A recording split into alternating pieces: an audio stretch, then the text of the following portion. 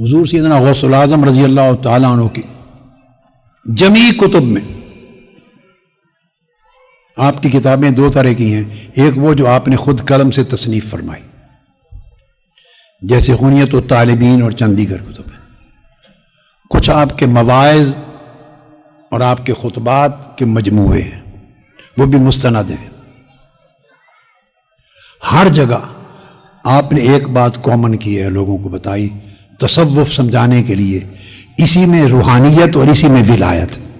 فرمایا کہ ہمارا طریق تصوف، ہماری طریقت، ہماری روحانیت، ہماری ولایت، فرمایا یہ 8 خصلتوں پر مشتمل ہے۔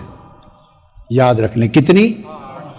پھر بولیے 8 خصلتیں اور خوبیاں جمع ہوں تو یہ تصوف ہے، یہ روحانیت ہے، یہ ولایت، یہ طریقت ہے۔ اس سے بقایا چیزیں ہماری بعد کے زمانوں کی ضروریات ہیں جو لوگوں نے اپنی ضروریات کے لیے وضع کی۔ آپ کی اساسی تعلیمات فرماتے ہیں کہ تصوف مبنی ہے 8 خصلتوں پر۔ ایک السخا، بولیے، دوسری الرضا، تیسری الصبر، چوتھا الاشارہ، پانچویں الغربہ، چھٹا التصوف، ساتواں السیاحہ، اور 8ویں خصلت الفقر۔ فرمایا 8 خصلتیں جس میں جمع ہوں وہی صوفی ہے، وہی عارف ہے، وہی روحانی ہے اور وہی ولی اللہ ہے۔ اب سخا، اب اختصار سے 8 کا مفہوم سمجھا دیتا ہوں، اور یہ مفہوم بھی آپ کی کتب سے ہے، آپ کے فرمودات میں۔ سخا اردو میں آپ جانتے ہیں اس کا معنی ہوتا ہے سخاوت۔ اب اس کی تعریف یہ ہے، سیدنا مولا علی المرتضیٰ کرم اللہ وجہ الکریم، ان کا ارشاد ہے جسے امام جلال الدین سیوطی نے جامع الاحادیث میں آپ کا قول اثر روایت کیا۔ سخا کی تعریف کی ہے، بڑی آسان اور بڑی دل میں اتر جانے والی اور آسانی سے سمجھ آ جانے والی تعریف۔ فرماتے ہیں سخا یہ ہے کہ جو مانگے بغیر دیا جائے وہ سخا ہے، اور جو مانگنے پر دیا جائے وہ حیا ہے۔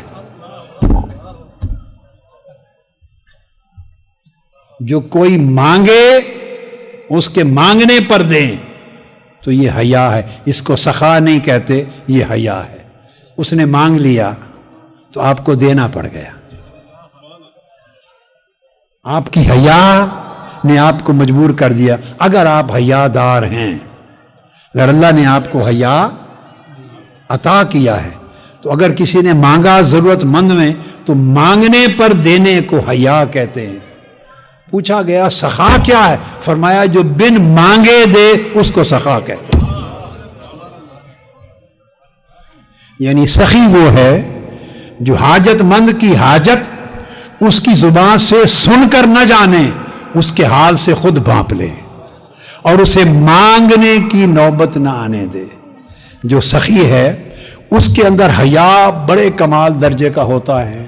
سخی یہ گوارا نہیں کرتا کہ اسے مانگنا پڑے، کہ اگر مانگے گا تو اس کا حیا رہ جائے گا، اس کا بھرم ٹوٹ جائے گا، اس کا حیا ختم ہو جائے گا۔ تو اصل سخی وہ ہے جو کسی کو مانگنے کی نوبت نہ آنے دے اور اس کے مانگنے سے قبل اس کو دے دے، اور ایسا دے کہ کسی کو پتہ نہ چلنے دے۔ تو تصوف کی بنیاد اس سخا پر ہے، اور صوفی عارف ولی اللہ اس کا ہاتھ لینے والا نہیں ہوتا، اس کا ہاتھ دینے والا ہوتا ہے۔ لینے والے ہاتھ کو ید سفلا کہتے ہیں، دینے والے ہاتھ کو ید علیا کہتے ہیں۔ صوفی ولی کا ہاتھ اوپر ہوتا ہے دینے کے لیے، منگتے کا ہاتھ نیچے ہوتا ہے لینے کے لیے۔ صوفی اور عارف اللہ کا منگتا ہوتا ہے، مخلوق کا منگتا نہیں ہوتا۔ اور آثار میں سے ہے عبداللہ ابن عباس رضی اللہ تعالیٰ عنہ کا ایک قول مروی ہے، آپ نے فرمایا کہ سخا یہ جنت میں ایک درخت کا نام ہے. سخاوت، سخا کیا؟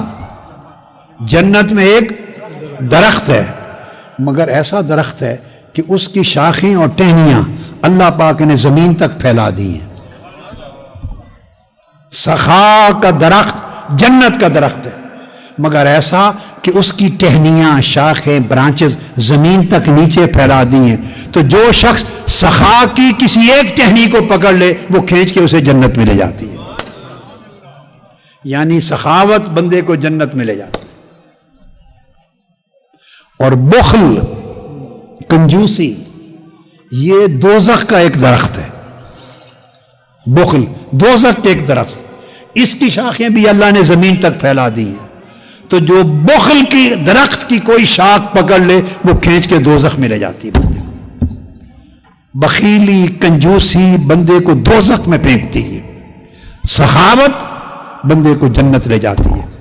صوفیاء سخی ہوتے ہیں، بخیل نہیں ہوتے ہیں. تصوف سخاوت کا نام ہے، بخل کا نام نہیں ہے. آقا علیہ السلام نے فرمایا، حدیث پاک ہے طبرانی میں، فرمایا کہ تمہارا دین دو خصلتوں کے بغیر کبھی سنور نہیں سکتا. اے دیندارو، تمہاری دین کی زندگی دو خوبیوں اور خصلتوں کے بغیر سنور نہیں سکتی. ایک سخا اور ایک حسن الخلق. ایک تمہارے اندر لازم ہے کہ سخاوت ہو، تمہارا دروازہ ہر ایک کے لیے کھلے رہے، اور تم دینے والے بنے رہو، لینے والے نہ بنو. اور ایک حسن خلق، جس سے برتاؤ کرو شفقت اور محبت اور نرمی تواضع کا برتاؤ کرو. اس لیے حضور سیدنا غوث العظم رضی اللہ تعالی عنہ کا دروازہ ہر وقت یتامہ کے لیے، مساکین کے لیے، غریبوں کے لیے کھلا رہتا. اور آپ کی سب سے بڑی عبادت تھی لوگوں کو کھانا کھلانا. یہ عبادت تھی آپ کی، لوگوں کو کھانا کھلانا، محتاجوں کی حاجت روائی کرنا، ہمہ وقت دسترخوان بچھانا. لوگ غریب بھوکے آپ کے دسترخوان پہ جمع رہتے اور فقراء کے ساتھ بیٹھ کر آپ کھانا کھاتے، غریبوں کے ساتھ کھانا کھاتے. رات دن آپ کا دروازہ غریبوں، محتاجوں، سائلوں کے لیے کھلا رہتا تھا. اور کوئی درہم و دینار گھر میں ہوتا تو رات بستر پہ نہ جاتے، بستر پہ جانے سے پہلے اسے خرچ کر دیتے. یہ سخاوت تھی. اس کی 5 قسمیں ہیں، یہ بڑی امپورٹنٹ ہے. یہ بنیاد ہے پورے تصوف کی، روحانیت اور ولایت کی. سخاوت 5 طرح سے ہوتی ہے. بولیے. پہلی سخاوت زبان کی سخاوت. صوفی وہ ہوتا ہے جس کی زبان سخی ہوتی ہے. بولیے. جس کی زبان سخی ہوتی ہے. زبان کی سخاوت کیا ہے؟ وہ دوسرے کی اچھائی بیان کرنے میں کنجوس نہیں ہوتا. زبان ہر ایک دوسرے کی اچھائی، اس میں سخی ہونا، یہ تصوف اور روحانیت کی اساس ہے. صوفی زبان کا سخی ہوتا ہے، دوسرے کی بھلائی بیان کرنے اور حوصلہ افزائی کرنے میں وہ کبھی کنجوس نہیں ہوتا. کیوں؟ یاد رکھ لیں کہ اس کو تھریٹ نہیں ہوتا، کوئی اسے تھریٹ نہیں ہوتا، وہ کسی سے مرعوب نہیں ہوتا، اسے کوئی کمپلیکس نہیں ہوتا.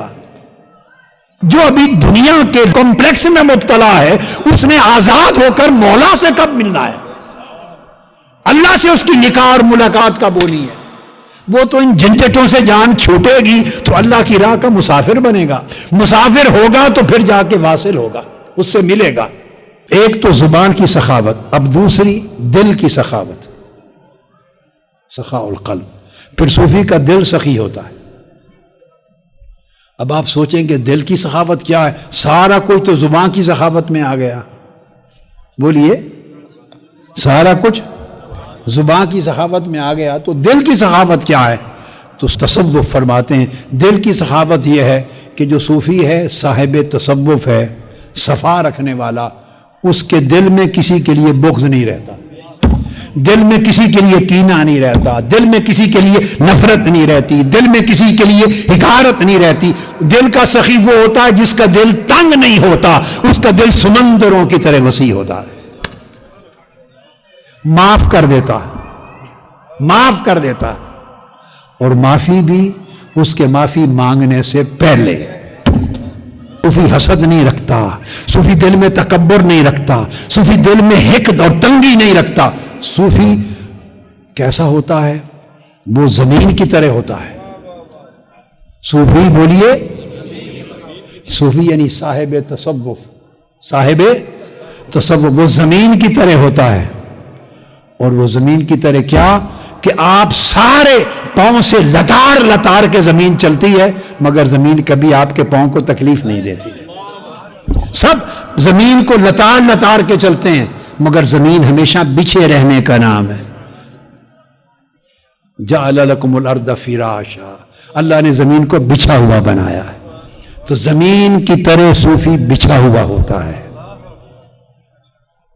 کوئی اوپر سے لتار کے گزرتا رہے تب بھی اس کو وہ چبھاتا نہیں کچھ۔ اور دوسری خوبی، صوفی زمین کی طرح ہوتا ہے۔ صوفی ہریالی دیتا ہے، ولی اللہ ہریالی دیتا ہے، ولی اللہ سبزہ دیتا ہے، ولی اللہ پھول دیتا ہے، ولی اللہ خیرات دیتا ہے، اچھائی دیتا ہے، وہ برائی کا بدلہ برائی سے نہیں دیتا۔ یہ زبان کی سخاوت اور یہ دل کی سخاوت۔ تیسری مال کی سخاوت، یہ اس کے بعد آتی۔ زبان اور دل کی سخاوت ہوگی تو مال کی سخاوت کام آئے گی، ورنہ ریاکاری میں بدل جائے گی، ورنہ ریاکاری میں بدل جائے گی۔ مال خرچ کرتا ہے دوسرے پر، مال میں بخل نہیں کرتا۔ چوتھا، معاملہ کی، برتاؤ کی سخاوت۔ جس شخص سے اللہ والا برتاؤ کرتا ہے وہ خیر کا برتاؤ کرتا ہے، جس سے معاملہ کرتا ہے وہ نصیحت کا، خیر خواہی کا، اچھائی کا، اس کی بھلائی کا معاملہ کرتا ہے۔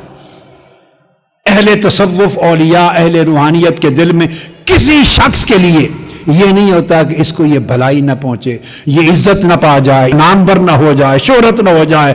تو برتاؤ کی سخاوت دیکھو صوفی کو اس کے برتاؤ سے کہ انسانوں کے ساتھ اس کا برتاؤ کیا ہے۔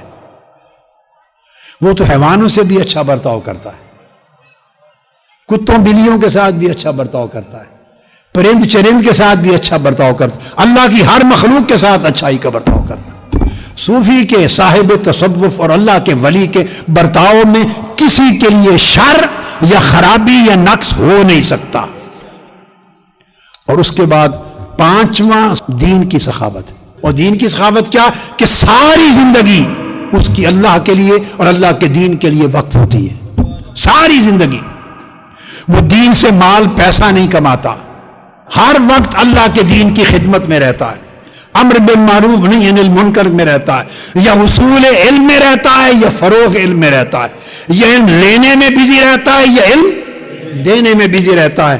وہ اللہ کا قال اللہ و قال رسول کو لکھتا ہے، پھیلاتا ہے، نشر کرتا ہے، اور پوری دنیا میں اللہ کے دین کو زندہ کرتا ہے۔ ساری زندگی اس کے دن، اس کی راتیں، اس کا شباب، جوانی، بڑھاپا، شب و روز، لمحہ لمحہ اللہ کے دین پر خرچ ہوتا ہے اور اس کا معاوضہ نہیں لیتا۔ یہ دین کی سخاوت ہے۔ یہ 5 سخاوتیں۔ اب